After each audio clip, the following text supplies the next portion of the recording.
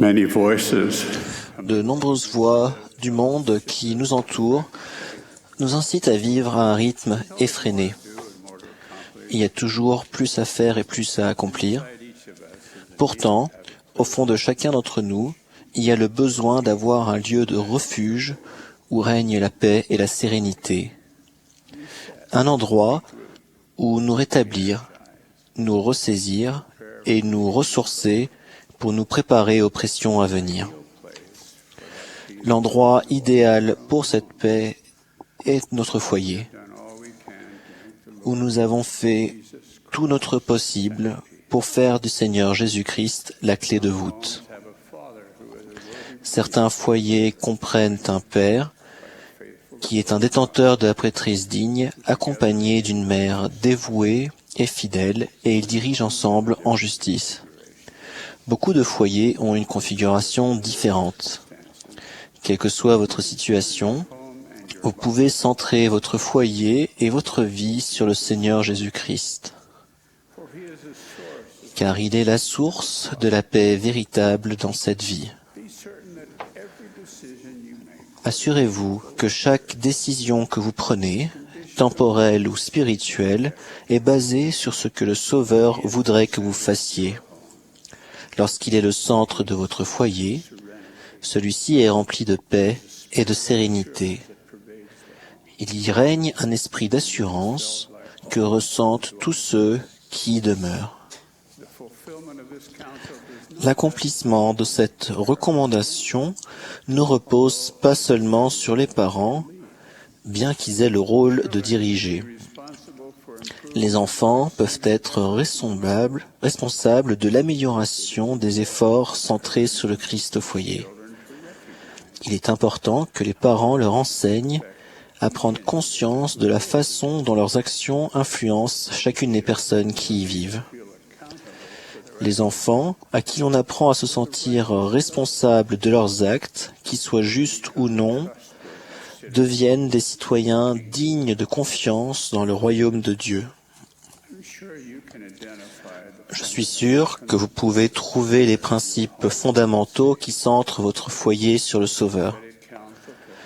Les conseils des prophètes de prier et d'étudier les Écritures chaque jour, individuellement et en famille, et de tenir chaque semaine la soirée familiale représentent les poutres principales dans la construction d'un foyer centré sur le Christ. Sans ces pratiques régulières, il sera difficile de trouver la paix désirée et bien nécessaire et un refuge contre le monde. Obéissez aux enseignements des prophètes que le Christ désire que vous suiviez. Ne compromettez pas le bonheur à venir en prenant des raccourcis au lieu d'impliquer des principes de l'Évangile sûr. N'oubliez pas, les petites choses mènent aux grandes. Des imprudences ou négligences apparemment insignifiantes peuvent entraîner de grands problèmes. Chose plus importante encore, de bonnes habitudes simples et constantes conduisent à une vie pleine de bénédictions. Vous, enfants de la primaire, vous, jeunes gens et jeunes filles dans les programmes de la jeunesse, et vous, missionnaires fidèles dans le champ de la mission, vous faites beaucoup de choses de façon plus efficace que je ne pouvais les faire à votre âge. Dans la vie prémortelle, vous vous êtes révélés vaillants, obéissants et purs. Là, vous avez travaillé dur pour cultiver des talents et des capacités pour vous préparer à affronter la condition mortelle avec courage, dignité, honneur et réussite. Il n'y a pas longtemps, vous êtes venus ici-bas avec toutes ces capacités magnifiques et des possibilités infinies. Pourtant, il existe un danger réel dans le milieu qui vous entoure. Votre grand potentiel, vos grandes capacités pourraient être limitées ou détruites si vous cédiez à la contamination environnante inspirée par le diable. Toutefois, Satan ne peut pas se mesurer au Sauveur. Son destin est décidé, il sait qu'il a perdu, mais il veut entraîner avec lui autant de personnes qu'il peut. Il essayera de détruire votre bonté et vos capacités en se servant de vos faiblesses. Restez du côté du Seigneur et vous serez toujours gagnant. Vous vivez dans un monde où la technologie progresse à un rythme stupéfiant. Beaucoup de personnes de ma génération ont du mal à suivre ces possibilités. Selon l'usage que l'on fait de la technologie, ces progrès peuvent s'avérer une bénédiction ou un obstacle.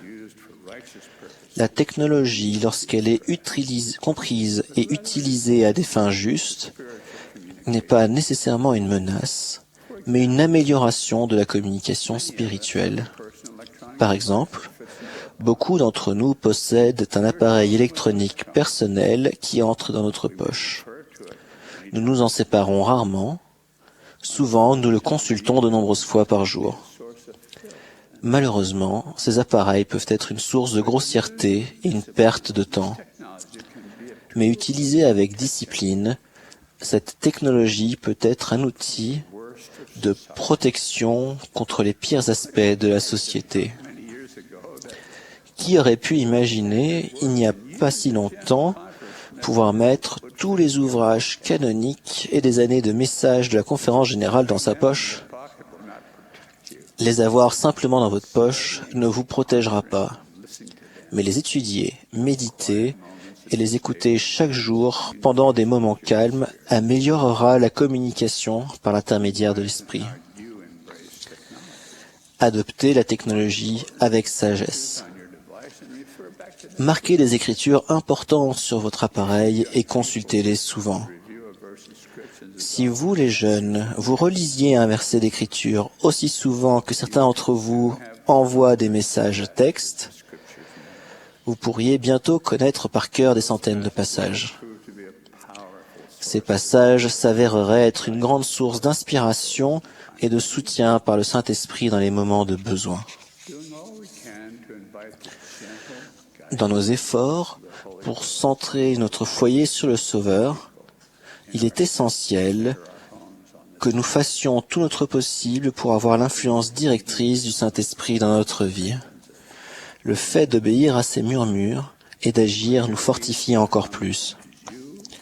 Une paix plus grande vous sera donnée si vous ajoutez à votre obéissance le service aux gens qui vous entourent. Il y a tellement de personnes dotées de ce qu'elles considèrent comme des talents modestes qui les utilisent humblement et généreusement pour faire du bien autour d'elles. L'égoïsme est la racine d'un grand mal. L'antidote à ce mal est illustré dans la vie du Sauveur. Il nous montre comment centrer notre vie sur les autres en les servant avec altruisme. J'ai appris une vérité qui s'est répétée si souvent dans ma vie que je me suis rendu compte qu'il s'agit d'une loi absolue. Elle définit la relation entre l'obéissance et le service